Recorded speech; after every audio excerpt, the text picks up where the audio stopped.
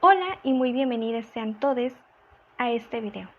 El contenido que abordaremos el día de hoy es el progreso y las modificaciones que la educación mexicana ha sufrido a partir de 1920, con el fin de la Revolución, hasta 1970, es decir, medio siglo de historia. Comencemos.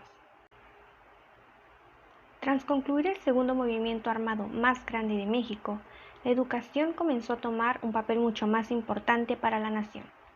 Y gracias al entonces presidente Venustiano Carranza, las pautas que la educación debía tomar se esclarecían a papel y tinta.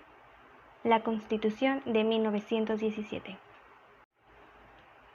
Este documento, también conocido como Carta Magna, en su artículo 3, define entonces las tres principales características de la educación: laica, gratuita y obligatoria.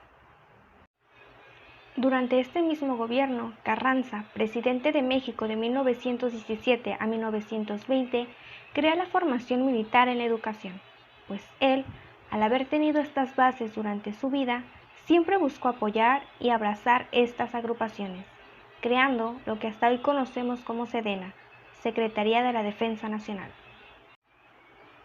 En el siguiente periodo presidencial, a cargo del militar Álvaro Obregón de 1920 a 1924, el enfoque se centró en atender los pueblos mucho más retirados de la capital, creando así las escuelas rurales, con la intención de llevar el derecho a la educación a quienes no podían acceder a ella.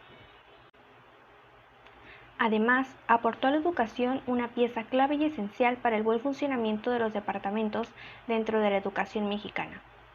El 4 de julio de 1920 nace la Secretaría de Educación Pública bajo la dirección de José Vasconcelos, secretaría que hasta el día de hoy nos sigue rigiendo. Plutarco Elías Calles fue quien tomó la silla presidencial de 1924 a 1928, años en los que el país sufrió una batalla armada recordada por las miles de pérdidas humanas de fieles y religiosos, la Guerra Cristera, ocurrida entre los años de 1924 a 1929. Respecto a la educación, el único aporte que recibió por parte de este gobierno fue un apoyo económico basado en la práctica y el nacionalismo. Si bien el tiempo de Calles en la silla presidencial había terminado, llega un periodo conocido como Maximato, 6 años en los que la palabra de Calles seguía ejerciendo una fuerte influencia en la toma de decisiones para el país. Emilio Portes Gil es el primer presidente que protagoniza este periodo de Maximato. Él ejerce el cargo de 1928 a 1930, años en los que logra apaciguar la guerra cristera que su antecesor Calles había dejado. Todo mediante un pacto entre las autoridades eclesiásticas y el gobierno. Del mismo modo, logra erradicar las huelgas estudiantiles por parte de la Universidad Nacional, quienes buscaban su autonomía y libertad. Portes Gil cede dicha autonomía en el año de 1929. En materia educativa, los aportes que el presidente Emilio consiguió fue el establecimiento de las escuelas agrícolas y la creación de la Asociación Nacional de Protección a la Infancia. Posterior a este personaje llega Pascual Ortiz Rubio, quien laboró de 1930 a 1932, año en que decide renunciar tras sufrir un atentado contra su vida, convirtiéndose así en el primer presidente en renunciar al cargo de la presidencia. Sin embargo, su paso por la presidencia no causó gran impacto en materia de educación, pero sí promovió la segunda industrialización del país, creó la Comisión Nacional de Turismo e inauguró el tramo carretero entre México y Nuevo Laredo.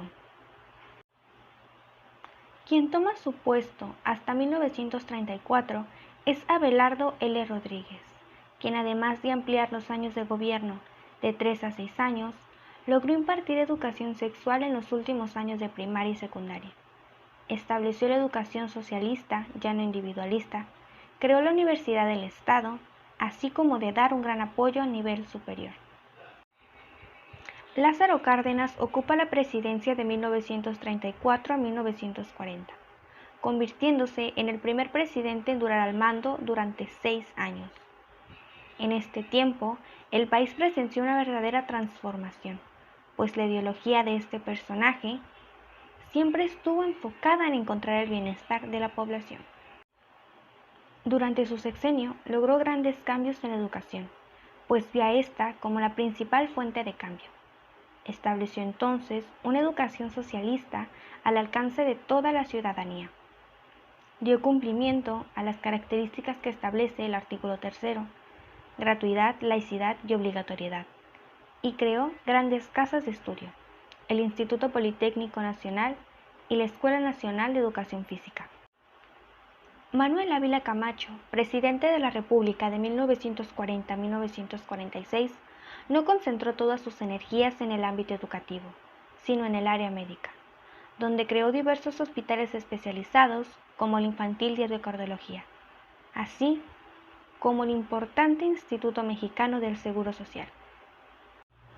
Su sucesor, Miguel Alemán Valdés, de 1946 a 1952, centró su interés en las tecnologías, y aunque la educación no fue su principal objeto de transformación, sí modificó el artículo 3 de la Constitución, tratando de adaptarlo a las nuevas necesidades que la educación enfrentaba. El siguiente sexenio estuvo a cargo de Adolfo Ruiz Cortines, 1952-1958, años descritos por austeridad. Entre sus logros sobresalen la aprobación del voto a la mujer, la creación de las CONASUPO y el aguinaldo para los trabajadores. En materia educativa, dio apoyos y subsidios económicos hasta el nivel superior, así como la creación del Departamento de Estudios Técnicos. Sin embargo, durante su periodo presidencial existieron huelgas de maestros quienes buscaban mejores condiciones laborales. Adolfo López Mateos fue presidente de México de 1958 a 1964, años en los que logró la gratuidad de los libros de texto, así como de desayunos para infantes de primaria. Fundó también la Unidad de Estudios Profesionales de Zacatenco y los museos de arte, antropología, historia y ciencias naturales. Gustavo Díaz Ordaz, presidente de la Nación de 1964 a 1970, provocó en la educación mexicana un gran avance gracias a la implementación de la televisión como una herramienta para llegar a todos los rincones del territorio, erradicando de esta manera el analfabetismo. Le dio también un sentido mucho más humano, basando sus propósitos en la formación de individuos más en valores que en conocimientos. En relación al magisterio, se preocupó por su capacitación. Aunque el periodo presidencial de Díaz Ordaz tuvo muchos éxitos, se vio manchado tras su inhumana forma de actuar frente a las huelgas y protestas de estudiantes por parte de la UNAM y el Politécnico, quienes solo buscaban un sistema democrático. Esta fecha es recordada internacionalmente como la matanza de Tlatelolco. Luis Echeverría, de 1970 a 1976, es el último presidente que abarcan estas 5 décadas. Durante este periodo, él centró su interés en el nivel medio superior y superior, creando las escuelas de estudios profesionales de la Universidad Autónoma de México, los colegios de Ciencias y Humanidades, los colegios de bachilleres y la Universidad Nacional Autónoma Metropolitana.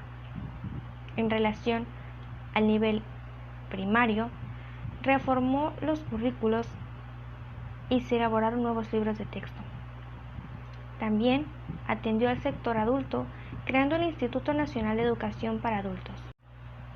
Todo lo ocurrido dentro de un territorio sin duda impacta de alguna u otra manera todo lo que involucra a una nación. La educación mexicana no es la excepción, ha sido víctima de muchos sucesos en nuestra historia, pero soy fiel creyente que nos falta mucho más para lograr llegar a ser de excelencia. Por ahora ha sido todo. Me despido. Muchas gracias.